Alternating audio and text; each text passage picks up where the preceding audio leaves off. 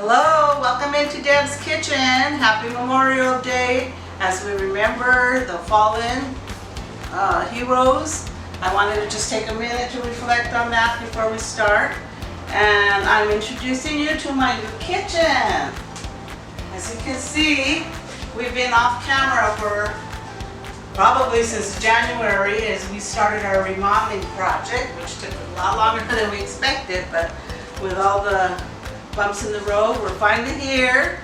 And today we are going to prepare something for you. Today I'm going to be showing you how to make my chili bean, 6-gun chili beans. There's been a lot of people who have been requesting me. I make these for all the potlucks and barbecues and summer events, and a lot of people always ask me how I make my chili beans. They think it's a long, complicated process, and sometimes it is if you make it from scratch. But you know that in Deb's Kitchen, we keep it simple, we keep it super inexpensive, shortcuts, and delicious. So today, we're making Deb's chili beans, and I always use semi-homemade, part of it's homemade scratch, and I take shortcuts. This is my shortcut today. 6-gun chili mixings. And we have pinto beans, diced tomatoes, the 6-gun chili mix, and then we have about 3 pounds of ground beef, which I have over in another section I'll show you in a minute. But we're going to start cleaning our beans first. Okay, how we're going to start is, this is a microwave. This is a super easy recipe. I clean my beans. I'm going to put about 6 cups of beans in the crock pot. We're going to bring it over to the sink and clean it. These are triple rinsed. I always buy the triple clean beans. And then I put them in my crock pot and give it a swirl to make sure if there's by any chance any little clots left in there of the dirt, we will get those out. As you can see, the water's a little cloudy, so I'm going to be rinsing these off about 3 times. Okay, what I'm looking for when I'm rinsing out the beans, you see these floaters? The old beans usually rise to the top, the little floaters that you don't want cluttering up your beans. Okay, so this is a 3rd rinse, and you look for, if you see any blemished beans, broken up beans, take them off. And then I'm bringing it over to the crock pot. I'm going to drop it in. Then I'm going to get my seasonings. A lot of people ask me how they like my beans as well. And I usually make them in a crock pot rather than boiling. You can boil them on the stove for hours if you like. But I put mine in and boil them about 6 hours. And the only 2 ingredients I use for seasoning is seasoning salt, Lawry's. I start with about a tablespoon. You can always add, like I always tell you, but what? You can't take it out.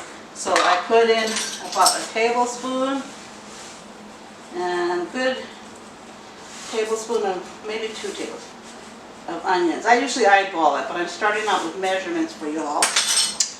Okay, so then here we have our beans.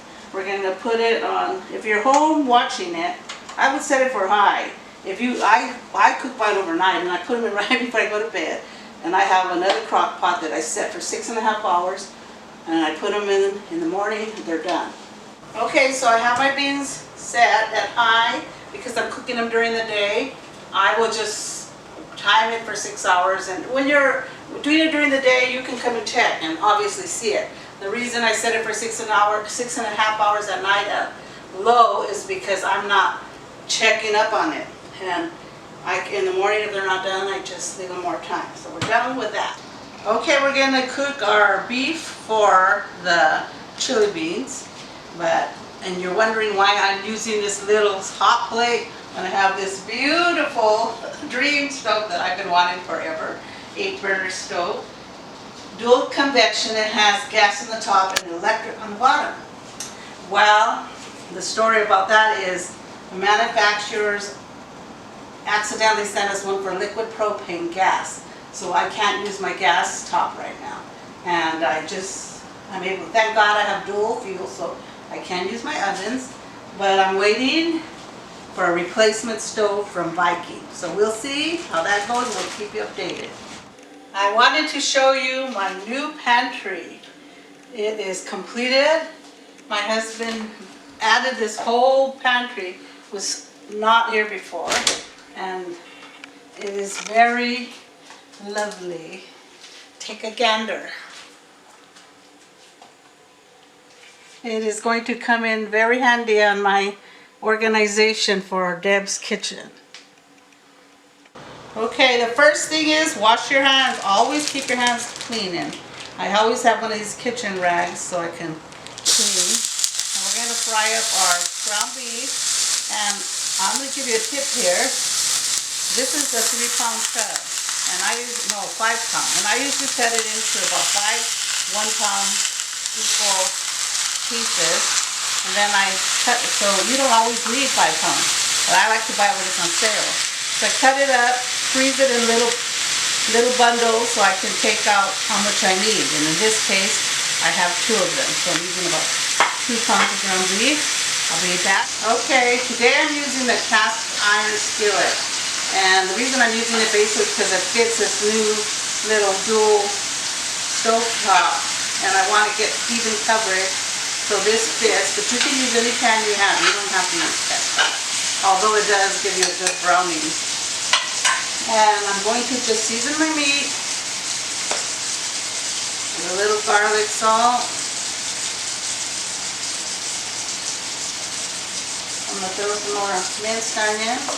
You can use fresh onions if you like, but I'm a shortcut person and normally I use a lot of onion in my cooking, but this is chili beans and usually served with onion diced, so I don't need to put a whole lot of onion.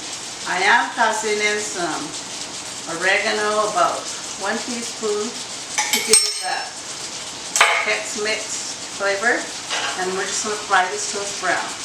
Alright, I want to show you my latest gadget, and I'm going to give Pepper Shed a plug. You can order this from my sister-in-law Rachel, and if you're interested, let me know. But it's basically a pampered chef. I really like it because, as you can see, it's very hard, sturdy, it's not real floppy, and it breaks up your meat perfectly. This has been a pet peeve of mine. I always have to use a spoon. When you're using a spoon, you're like this. When you use an old-fashioned spoon or spatula, flat-end spatula, you have to be doing this the whole time to try to get it even. But this is a one-shot deal. It covers a lot of space and it breaks up your meat perfectly. I'm just loving this gadget. So we're giving it Pamper Chef a little plug. And sponsor us. Sponsor it. So here it is, folks. You heard it here at Deb's Kitchen. In Deb's Kitchen, I'm all about gadgets. And as you can see, I have a whole rack here. I have all these utensils. At different stations in my kitchen, you'll see utensils because I just grab them and if I put them on my drawers, there'll be no room. So yes, this is a winner.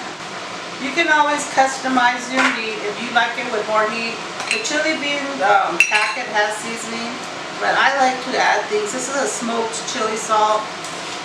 Now, I'm going to add some of this in because I have it. But if you don't have something like this, you can always just use good old-fashioned chili flakes and put some in there if you want a little heat to your chili beans. You can also, I've added cayenne pepper depending on what I'm cooking for. But today I'm just keeping it simple. And now the beef's done. So we are going to drain it. And I have a slotted spoon here. This pitcher, I found this at Marshall's, it's really nice. Draining my meat, drains the meat for you. Has slotted holes at the bottom of the bowl. So I'm going to put all this and then we'll go over to the meat. Okay, I have these, as you can see, this is the crock pot I use that has timing on it. I like to use this when I'm cooking overnight because you can set it, like select, and I selected low. You can select whatever heat, and if I selected low, then I could set the time for however long I want it, and then you leave it. But these are already done, so. Okay, these are done. They still are a little, they're soft, but we're gonna start adding in our ingredients.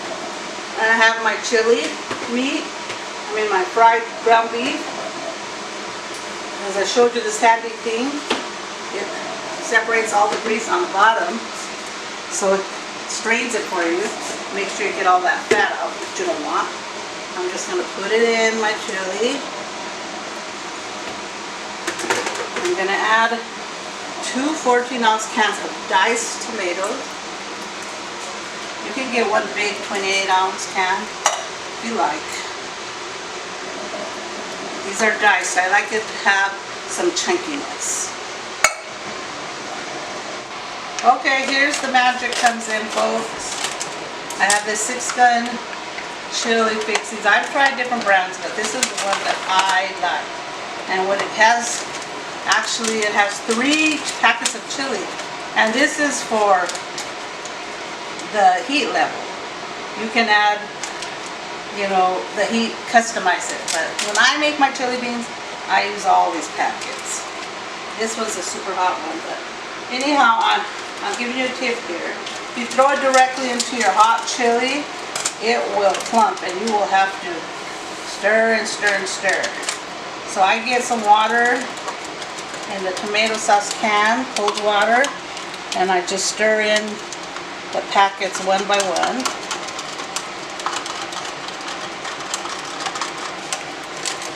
So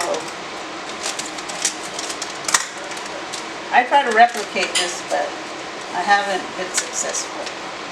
I looked at the ingredients on there, but it's easy to do it like this. I have tried to do it myself when I don't have one of these packets, but usually I just use this packet. It's so easy. Okay, you can see it's like a thick paste, and I'm going to put a little bit of juice in here just to add it, thin it out. Now that it's already combined. As you're wondering what this is, it's a packet of thickener. It's basically corn masa. And I forgot to mention, before I tossed in that beef, you can toss in the beef last if you want to make this a vegan dish, which I have vegan family, so usually that's what I do. I add all the chili and the tomatoes and combine it, and then I take some out and set it aside. Then I add the beef, because other than that, you have a vegan dish. So now this is ready. We're going to pour it in. I'm going to pour it in here. Stir it up. And your beans, I will let them cook till a couple more hours. As you notice, I didn't totally unchunk it because I want, these are chili beans. When I'm making tacos, I chunk it with a utensil more, but this I'm leaving some hefty bites in there for people, especially the men. They want their chili. So then I'm gonna stir it. I want to get all that chili up. I don't want to waste it. So this is what I do. Make sure I got all the sides cleaned off. And okay, today I'm using this packet, have cold water, and always use cold water, not hot, because it defeats the purpose of you hot. You just throw it, you might as well throw it in there because it'll clump. But this is the corn masa, and as you can see, there was more liquid in there than I usually have, so I'm just going to throw this in there. It'll thicken as it cooks.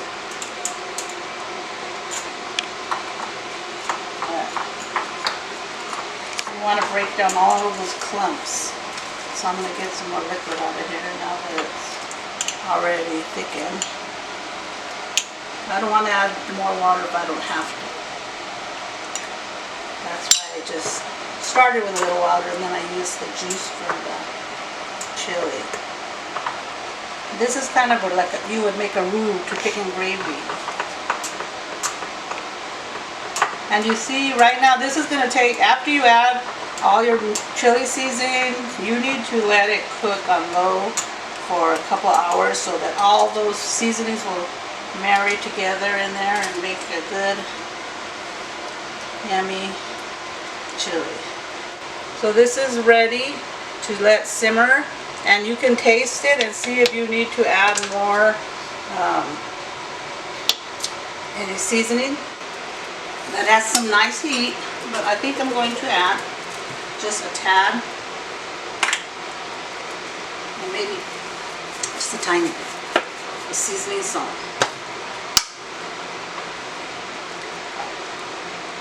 And in 2 hours, you will be ready to enjoy. This is excellent. A lot of people like it for the chili dogs. A lot of people like it for some cornbread. Cornbread and chili, obviously, but also for nachos. This is great over nachos. And I'm making this for my little grandnephew Caden's Memorial Day birthday dinner. Happy birthday, Caden! And we are done. We're just going to put the lid on and simmer it. So we're just going to put on our lid, simmer it for 2 hours, and you'll have easy chili beans. How easy was that? You didn't have to do a million steps, and you're going to have delicious chili. I guarantee you, you will have compliments on it. People will think you did a lot of steps and took a lot of time. But we kept it easy in Deb's Kitchen. Like this video, subscribe, invite your friends to view, and have a blessed Memorial Day.